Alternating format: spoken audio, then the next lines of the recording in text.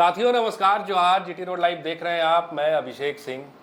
साथियों, बिहार चर्चाएं जारी हैं हर तरफ। साथ ही साथ राजनीतिक दल भी अपनी अपनी तैयारियों को लेकर चुनावी रणनीति को अंतिम रूप देने में लगे हुए हैं। इंडिया गठबंधन हो, एनडीए हो, सारे राजनीतिक दल, सारे सहयोगी दल अपनी अपनी सीटों की दावेदारी को पेश कर रहे हैं।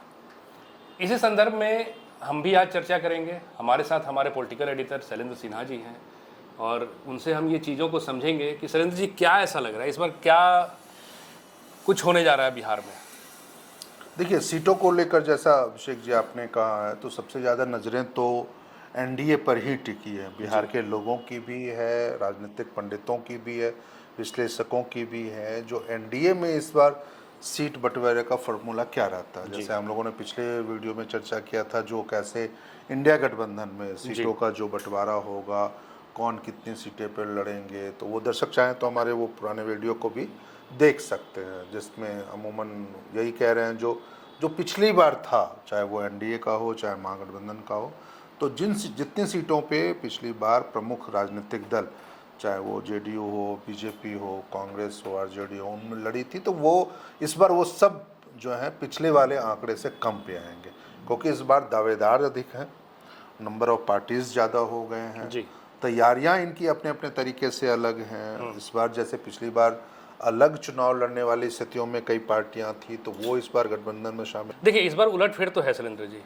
जैसे चिराग पासवान पिछले बार 134 सीटों पे खुद से चुनाव लड़े थे, अलग से लड़े थे। बिल्कुल। इस बार वो आ रहे हैं, तो क्या आपको ऐसा नहीं लग रहा है कि मान लीजिए मुकेश सहनी पिछले चुनाव में थे, एनडीए में थे, बिल्कुल एनडीए में, इस बार नहीं है, तो कितने सीटों की दावेदारी करेंगे चिराग पासवान का? देखिए, 40 सीटों की वो दावेदारी कर रहे हैं, क्योंकि वो लगातार जो उनके बहनोई हैं और जो जमुई से सांसद है अरुण भारती, वो लगातार मीडिया में ऐसे बयान दे रहे हैं जो पिछली बार जब हम लोग 2020 के चुनाव में लड़े थे, अलग से 134 से 137 सीटों पे वो चुनाव लड़े थे। बेशक उन्होंने सिर्फ एक सीट पाई थी, सिर्फ एक सीट पे मटिहानी की सीट जीत पाए थे वो, लेकिन इसके मुकाबले उनको वोट परसेंट यदि हम कहा जाए तो वो 6% मिला था जी। और उनका ये दावा है, जब हम 137 में 6% वोट लेके आए थे, और यदि हम पूरे 243 पे लड़ते तो क्या परिस्थितियां बनती, 10% हमें मुड़ा। तो निश्चित रूप से उनका जो दावा है वो 40 सीटों का। तो 40 सीटें अगर वो ले लेंगे तब तो फिर जदयू या भाजपा को 100 से नीचे लड़ना होगा। नहीं, तो यही तो कह रहे हैं ना। देखिए, दबाव बनाना एक अलग मसला है। जैसे हम लोग इंडिया गठबंधन में देख रहे थे, जो कैसे वीआईपी के जो मुकेश सहनी है वो दबाव बना रहे हैं, जो 51 सीटों पे हम लड़ेंगे और उप मुख्यमंत्री का पद भी चाहिए उनको। तो दबाव आप बना सकते हैं, दबाव सभी दल बनाते हैं जो, हाँ, लेकिन बड़े दल जो हैं उन लोगों की तरफ से, चाहे वो जेडीयू हो, बीजेपी हो, आरजेडी, कांग्रेस हो, इन लोगों की तरफ से अभी तक ये ऐसा कोई बयान नहीं आया। छोटे दलों पे हाँ, छोटे दलों की हमसे क्या उम्मीद है आपकी? हम देखिए, वो जो पिछली बार उनका रहा था उससे बहुत ज़्यादा फर्क नहीं पड़ने वाला। बहुत ज़्यादा होगा तो 2-3 सीटें बढ़ सकती है। जैसे पिछली बार वो 7 सीटों पे चुनाव लड़े थे, वो एनडीए में ही थे, इस बार भी वो एनडीए में हैं, तो इस बार बहुत ज़्यादा होगा तो 7 से उनकी सीटें 10 जा सकती है। हालांकि उनकी भी डिमांड 20 से 22 सीटों का है, लेकिन वो उतना उनको नहीं मिलेगा, यानी 7 से। और उपेंद्र कुशवाहा हैं, वो बिल्कुल इस बार नई पार्टी लेके आए हैं अपनी, राष्ट्रीय लोक मोर्चा करके, आरएलएम है, तो और उस बार उनका भी दावा है, क्योंकि पिछली बार भी लोकसभा चुनाव जब हुआ था तो उनको एनडीए ने एक लोकसभा सीट काराकाट का दिया था, जिसपे वो खुद चुनाव लड़े थे। हालांकि वो हार गए थे चुनाव, लेकिन बावजूद इसके तैयारी उनकी है, तो उम्मीद यही की जा रही है जो उनको भी 8 से 10 सीटें मिल सकती हैं।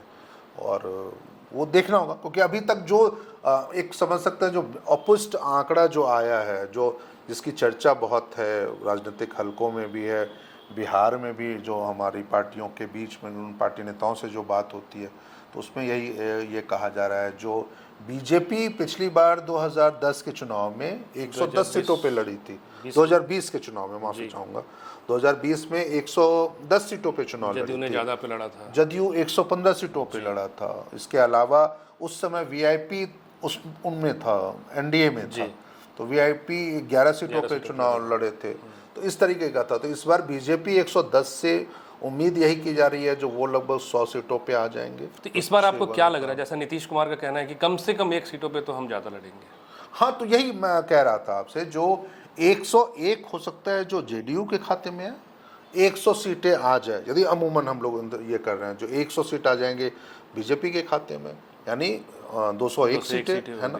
20 सीटें आप रख लीजिए उनके लिए, आप कह रहे हैं ये चिराग पासवान के लिए, जी। तो 221 21 हो गई, है ना, और 10-10 सीटें इन दोनों के लिए आप रख लीजिए, मतलब और 13 सीटें बस 12 सीटें बचती हैं। नहीं 20 सीटें बन जाए, 243 का आंकड़ा है जी, तो 221 और 22 सीटें इधर बच जा रही हैं, तो 10-10 सीटें या 11-11 सीटें मतलब कि हिंदुस्तानी आवाम मोर्चा जो जीतन राम मांझी की पार्टी है और उपेंद्र कुशवाहा की पार्टी है राष्ट्रीय लोक मोर्चा, तो 10-10 सीटें उनको मिल सकती है। सीटों का समीकरण कैसे बटेगा सर, क्योंकि इसमें तो जातीय समीकरण भी साधते हैं लोग। बिल्कुल।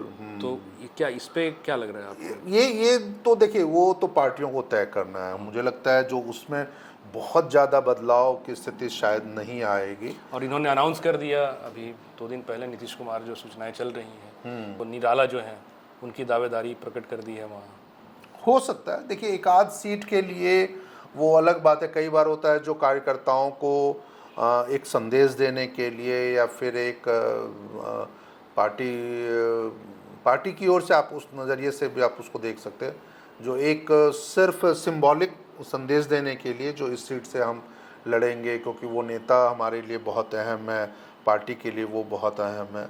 तो वो देखिए, आप पब्लिक के मंच से भले कुछ भी बोल दीजिए, लेकिन असली बात या जो रणनीति बनती है वो तो बंद कमरों के अंदर बनती है। और इस बार भी कुछ ऐसा ही रहेगा, जो भी सीटों का समीकरण है, चाहे सीटों की संख्या है या उसकी, वो उस पर पुष्टि बिहार में तो नहीं होने वाली, पटना में नहीं होगी, वो तय तो दिल्ली में ही होगा। तो वैसी स्थितियों में आप यही अंदाज़ा लगा सकते हैं, जब तक केंद्रीय गृह मंत्री अमित शाह हों, चाहे प्रधानमंत्री हों, चाहे जेपी नड्डा हों, बीजेपी अध्यक्ष हों, नीतीश कुमार जी हैं, चाहे फिर संजय झा जो पार्टी के कार्यकारी अध्यक्ष हैं उनके तरफ से हो, या फिर आप इधर अब केंद्रीय मंत्री चिराग पासवान और ये सब, या फिर आप उधर से बीजेपी के सम्राट चौधरी हो, तो ये तमाम नेता जब आपस में बैठेंगे और उसके बाद, तो मुझे लग रहा है जो थोड़ा सा इंतज़ार कर रहे हैं ये लोग, जो कुछ दिन और, जैसे अभी पितृपक्ष चल रहा है, तो जैसे ये ख़त्म होता है तो उसके बाद शायद सीट शेयरिंग की बात होगी, क्योंकि अभी पटना में या फिर बिहार में चिराग पासवान किसी कार्यक्रम में थे, वहाँ पे लोगों ने पूछा उनसे, संवाददाताओं ने, रिपोर्टर्स ने पूछा जो सीट शेयरिंग का क्या मसला है, तो वो ये कह रहे हैं जो जल्दी ही इसका अनाउंस हो जाएगा, क्योंकि देखिए समय तो चाहिए, क्योंकि जिन सीटों पे एलजेपी को पिछली बार बेहतर बढ़त मिली थी, जहाँ पे वो उन्होंने बेहतर प्रदर्शन किया था, तो एलजेपी के खाते में कौन कौन सी सीटें आ रही हैं, चाहे आप इसमें भी देखें, लोकसभा चुनाव में भी उनका, लोकसभा चुनाव में, हाँ, तो मुझे लगता है जो इनकी दावेदारी फिलहाल वर्तमान में जो इनके 5 सांसद हैं एलजेपी के पास, चिराग पासवान के पास, तो उन्हीं 5 लोकसभा क्षेत्रों में जो प्रमुख विधानसभा सीटें हैं उस पर हो सकती है, उसमें कुछ 4-5 सीटें इधर उधर जरूर वो जदयू के खाते में चला जाए, चाहे वो बीजेपी के खाते में आ जाए, लेकिन जो है तस्वीरें, हाँ बस यही है जो, हाँ दावेदारी हो रही है, सक्रियता है, लेकिन एक तरीके से ये ज़रूर कह दिया गया है जो शीर्ष नेतृत्व, एनडीए शीर्ष नेतृत्व के द्वारा, क्योंकि अभी आप समझ ही रहे हैं जो उपराष्ट्रपति चुनाव में सभी पार्टी के सांसद दिल्ली में जुटे थे, तो उसमें कहीं ना कहीं एनडीए ने ज़रूर एक संदेश देने की कोशिश की है, जो कोई भी नेता ऐसा कोई बयान ना दे जिसके आधार पे गठबंधन के अंदर कोई मनमुटाव चल रहा है या खींचतान चल रहा है, वो कहीं मतदाताओं के बीच में वो जाहिर हो। इसलिए आप देख लीजिए जो सीटों को लेकर ना तो चिराग पासवान बोल रहे हैं, ना संजय झा बोल रहे हैं, ना नीतीश कुमार ने तो खैर बोला ही नहीं है कभी भी, ना बीजेपी का बिहार नेतृत्व कोई कुछ बोल रहा है इस पर, या फिर उपेंद्र कुशवाहा या वो जीतन राम मांझी, क्योंकि वो जीतन राम मांझी भी तभी इन तमाम मुद्दों पे बोल रहे हैं जब पत्रकार उनसे सवाल पूछ रहे हैं। वो अपने से आगे बढ़ के, संतोष सुमन उनके पार्टी के अध्यक्ष हैं, तो वो, और बिहार सरकार में मंत्री भी हैं वो, तो उन्होंने भी कभी इस मामले को लेकर के कोई बयान नहीं दिया। लेकिन एक बड़ी चिंता का है, अभिषेक जी मैं बोल रहा हूँ उसमें, जो बस जैसे अभी गया में एक अतरी प्रखंड है गया जी जिले में, और वहाँ पर एनडीए कार्यकर्ताओं की बैठक हुई और उस बैठक में कार्यकर्ताओं के बीच में आपसी मतलब आप मारपीट की नौबत आ गई। लोगों, एक दूसरे के कार्यकर्ता जो थे अलग अलग पार्टियों के, वो एक दूसरे के खिलाफ नारेबाजी करते हुए, धक्का मुक्की करते हुए देखे गए। तो कुछ इसका भी आप संकेत समझ सकते हैं, जो क्या पार्टी के लिए, एनडीए के लिए आसान नहीं होगा, जो आप मतलब कि आप सीटों का मसला आसानी से सुलझा लें और अंतिम समीकरण बना लें। तो साथियों, आपने सुना शैलेंद्र सिन्हा जी ने बहुत ही सटीक तरीके से विश्लेषण किया। और साथियों, बैठकों का दौर, बैठकों का सिलसिला जारी है, साथ ही साथ तमाम दल की अपनी अपनी दावेदारी भी जारी है।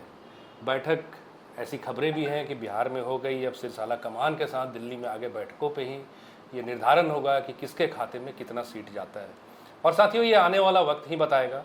बहरहाल आज के लिए इतना ही। जाते जाते आपसे वही आग्रह है कि अगर आपने हमारे चैनल को सब्सक्राइब नहीं किया है तो ज़रूर से कर लीजिए। इस वीडियो को लाइक ज़रूर कीजिए, कमेंट ज़रूर कीजिए। आज्ञा दीजिए। नमस्कार।